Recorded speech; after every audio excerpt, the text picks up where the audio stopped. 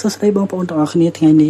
យើងនឹងបន្តសាច់រឿង The Boy Update យើងជាបន្តទៀតតែជាដំបូងអ្នកដែលមិនទាន់បានជួយ Subscribe សូមជួយ Subscribe បងមក Channel ខ្ញុំម្នាក់មួយមកដើម្បីខ្ញុំមានទឹកចិត្តដើម្បីធ្វើរឿងនេះបន្តទៀតឲ្យបងប្អូនទាំងអស់គ្នាទស្សនាអូខេយើងចាប់ផ្ដើមរឿងនេះដូចតទៅរឿងនេះបានកាត់មកដល់ឡានរបស់ក្រុមពួកជនល្មើសដែលចាប់ជាអ៊ុនហ្នឹងណាពួកវាមានគ្នាប្រហែលជា 5-6 នាក់នៅក្នុងហ្នឹងហើយមានតែម្នាក់ហ្នឹងពេលអាវផ្កាគេនិយាយថាអើយនេះជាការបើកបរគឺជាការធ្វើដំណើរឲ្យឈួតឡប់មែនទែនគាត់ថាគាត់ធ្វើនេះដើម្បីរលុយទេប៉ុន្តែហេតុអីបានជាគាត់ទៅប្រព្រឹត្តរឿងអញ្ចឹងណាពេលនោះគាត់ក៏មានភ័យហើយបារម្ភដែរអញ្ចឹងណាគាត់អត់ដឹងមិនក៏ទៅនិយាយទៅកាន់មេគាត់ហើយគាត់និយាយថាលោកបងតើពួកយើងនៅមិនត្រូវគេចាប់បានទេមែនទេបងពេលនោះមេគាត់ក៏និយាយថាហើយកុំបារម្ភអីគាត់ធ្វើតាមយើងទៅវាអត់មានបញ្ហាអីទេរឿងនោះបានកាត់មកដល់ឪពុករបស់ជាអ៊ុនគាត់ក៏មានអារម្មណ៍ថា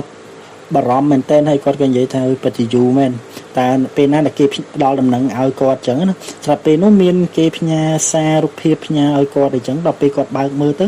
គាត់បានមើលឃើញសកម្មភាពដែលពួកជនល្មើសចាប់ជាអ៊ុនអញ្ចឹងណាគាត់ពេលនោះគាត់មានការភ័យបារម្ភមែនតើគាត់ក៏ចាប់ពេលនោះគាត់មានការភ័យបារម្ភមែនតើរឿងនេះក៏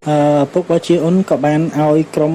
អ្នកដែល hack ជំនាញខាងផ្នែក hacker របស់គាត់នឹងធ្វើការ hack កាមេរ៉ាសុវត្ថិភាពនៅក្នុងទីក្រុងនឹងបន្តទៀតដើម្បីស្វែងរកដំណឹងអំពីកូនរបស់គាត់អីចឹងណាពេលនោះគាត់បានមើលឃើញសកម្មភាព5នាទីមុនគឺនៅពេលដែលក្រុមចាប់ចម្រិតបានធ្វើការចាប់ជាអ៊ុននៅតំបន់ម្ដុំ Sky Park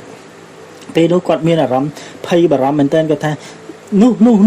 តើពួកអាចង្រៃយើងនោះកំពុងធ្វើអីដាក់កូនគាត់ពួកឯងឆាប់រៀបចំឡានយើងនឹងទៅសម្លាប់ពួកនឹងចោលអស់ដើម្បីយកកូនយើងមកវិញប៉ុន្តែមានកូនចៅគាត់ក៏ចាប់គាត់ឲ្យចូលថាលោកម្ចាស់លោកឈប់សិនលោកមិនអាចធ្វើអញ្ចឹងបានទេព្រោះខាងក្រុមអង្គរៈរបស់យើងបានទៅធ្វើការងារនេះអស់ហើយលោកម្ចាស់ចាំទទួលដំណឹងទៅពេលនោះគាត់និយាយខាងឪពុកជាអ៊ុននិយាយទាំងកំហឹងថាឲ្យយើងជឿពួកវាហើយពួកនឹងគ្នាឡើងមកកណូក្មេងស្រីម្នាក់មើលថែមិនបានតើយើងទុកចិត្តពួកវាមិនពេលនោះខាងកូនចៅគាត់ក៏និយាយថាលោកតកែខាងពួកក្រុមអង្គរៈទាំងអស់កំពុងតែមានការបញ្ហាតាក់ទងមួយការស្ទះឡានស្ទះចរាចរណ៍ខ្លាំងមែនទែននៅតំបន់នោះ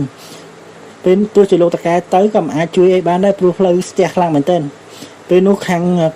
លោកតកែគេហ្នឹងពុករបស់ជាអ៊ុនហ្នឹងគាត់ខឹងមែនទែនគាត់អត់ដឹងធ្វើម៉េចក៏មានតែយកអាដបងវាយកូនគោលគាត់ហ្នឹងវាយកំទេចអីវ៉ាន់របស់គាត់នៅក្នុង office គាត់អញ្ចឹងណាពេលនោះកូនលេខាគាត់មានអារម្មណ៍ថាភ័យខ្លាចមែនទែនដោយសារតែច្បាយគាត់កាចមែនទែនដល់អញ្ចឹងទៅកាត់មកខាន់សុកវិញសុកគាត់មើលទៅកាន់ផ្លូវគឺមានភាពកកស្ទះខ្លាំងមែនទែនគាត់ដឹងថាគាត់ប្រហែលជាមិនអាចទៅបានទេព្រោះផ្លូវស្ទះខ្លាំងពេកពេលនោះគាត់សម្រេចចិត្តចុះពីលើឡានហើយធ្វើការរត់ថ្មើរជើងតែម្ដងនៅពេលដែលគាត់រត់នោះស្រាប់តែគាត់មានមនុស្ស2នាក់ក៏បានជិះម៉ូតូវ៉ាគាត់អញ្ចឹងណាហើយមនុស្ស2នាក់នោះគឺជាគ្នារបស់គាត់នឹងឯងគឺខ្ចង់មីនហើយសេនពេលនោះសេនក៏បានចង្អុលទៅកាន់ហាងលក់ម៉ូតូមួយពេលនោះគាត់ក៏យល់ថាអញ្ចឹងគាត់ក៏ចាប់ដើមជិះម៉ូតូ3នាក់ហ្នឹងយ៉ាងលឿនដើម្បីស្វែងរកជនល្មើសអីចឹងណាបន្ទាប់មករឿងក៏បានកាត់មកកន្លែងការ៉ាសាំងមួយ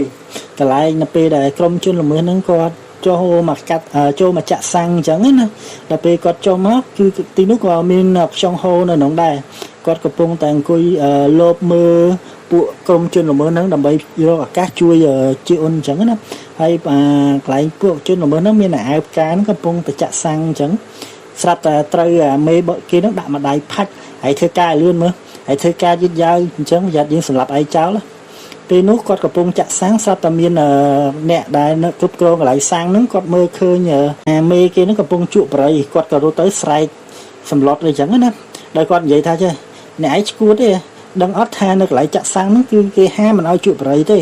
ពេលនោះមេវាហ្នឹងក៏ចាប់ដើមសម្លក់ទៅមើលអ្នកចាក់សាំងហ្នឹងបន្ទាប់មកអ្នកចាក់សាំងហ្នឹងក៏សម្លឹងឃើញដៃរបស់វាហ្នឹងក៏សិតតែស្រាំរបួសគាត់រៀងភ័យដែរប៉ុន្តែគាត់នៅបន្តនិយាយថាវាពិតជាគ្រោះថ្នាក់ណាស់បាទឯងនៅតែបន្តជក់បរិយនៅកន្លែងចាក់សាំងអញ្ចឹង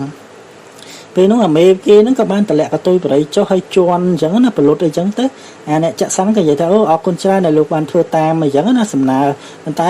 បន្តិចក្រោយមកស្រាប់តែមានកម្ដាប់ដៃហោះនៅចំកណ្ដាលមុខគាត់តែម្ដងធ្វើឲ្យគាត់បែកច្រមុះបែកមុខឈាមអីចឹងណាពេលនោះមេគេនោះក៏ចាប់បោចសក់គាត់ បើសក់គាត់ហើយអ្នកចាក់សាំងក៏និយាយតាមទឹកភ្នែកតាលបងអើយឈប់ទៅខ្ញុំពិតជាសុំទោសខ្ញុំឈឺមែនតើពេលនោះនោះមានឈប់ណាក៏ចាប់ដើមបោចសក់ដាក់មកជង្គង់ទៀតអីចឹងទៅធ្វើឲ្យដួលលមៀលពេញតដីចឹងណាហើយតែនិយាយពេលនោះខាងអាវផ្កានោះក៏និយាយថាលបង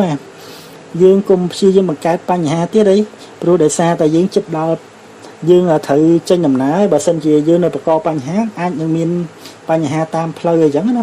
ពេលនោះអាមេគេនិយាយថាឯងកុំរវល់មួយយើងតែយើងញ៉ៃវាយើងសម្រាប់ឯងចោល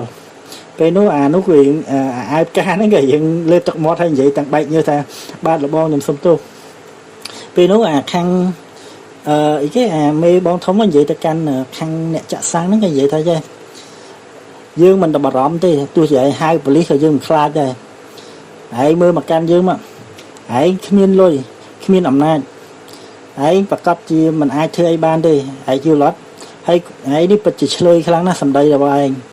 ពេលនោះខ្ញុំហៅបានសម្លឹងមើលឃើញអញ្ចឹងគាត់ក៏បានព្យាយាមដើរលោបទៅកាន់ឡានណាដើម្បីស្វែងរកជាអ៊ុនទៅពេលគាត់ដើរទៅដល់ឡានគាត់បាក់មើលនៅក្នុងឡានគាត់បានឃើញជាអ៊ុនកំពុងតែស្លាប់នៅខាងក្នុងគាត់និយាយថាទីផុតខ្ញុំរនឹងឃើញហើយ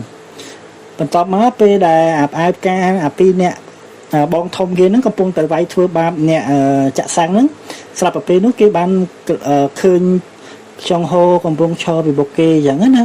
ចុងហូក៏និយាយថាចេះមកនេះហើយបកគលហានជាអ៊ុនមកយើងវិញភ្លាមពេលនោះមេបងធំក៏និយាយថាស្អីហើយណាគេ